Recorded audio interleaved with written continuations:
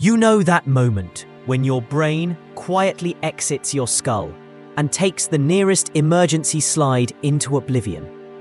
That's the exact emotional territory patrolled by the exploding head emoji, a tiny yellow face that's made a career out of looking shocked, concussed, and vaguely betrayed by reality. Welcome to modern digital expression. Population, you, me, and this combustible cranium. Introduced with the kind of foresight that suggests someone at Unicode had a nervous breakdown in the meeting room, the exploding head emoji arrived just in time to become the official mascot of mental overload. It didn't feel like a design update. It felt like a warning. Someone looked at the trajectory of human interaction and thought, yes, we're going to need a little yellow face that says, "My neurons just resigned." Introduced in Unicode 10.0 back in the quaint, naive year of 2017, the same year the world collectively Googled, "What is a nuclear false alarm?" the exploding head emoji felt less like a design update and more like prophecy.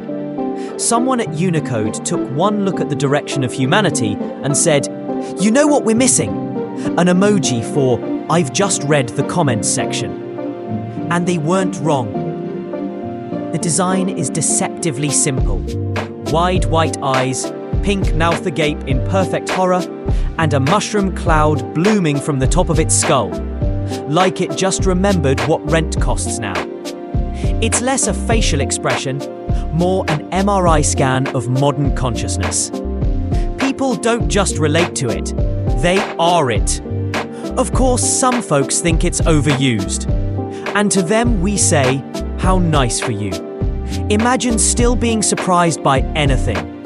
For the rest of us, the perpetually online, the sleep-deprived, the ones navigating work Slack channels with the grace of a tranquilized goat. This emoji is emotional shorthand for "I am barely holding it together," and also the Wi-Fi just went out. It's worth pointing out that its official classification is shock-faced with exploding head, which is a bit like calling Godzilla slightly startled reptile. It doesn't do justice to the sheer emotional elasticity this thing has in your group chat. You can use it for a science headline about black holes, or when your cousin texts to say they just learned Paul McCartney was in a band before Wings. And memes?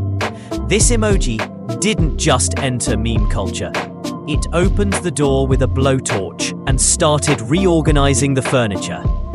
TikTok, Instagram, Reddit. It's everywhere. Usually floating above a dog that looks too sentient, or beside a sentence like, "Turns out giraffes hum to each other at night." Anything that makes the brain go, "Wait, what?" is fair game. It's the official face of "I've just been told something I didn't ask to know and cannot now unknow." In some ways, it's the perfect emotional punctuation mark for an age of weaponized information. The world is loud, fast, and mostly awful. And here's this little guy going, "Yep, same."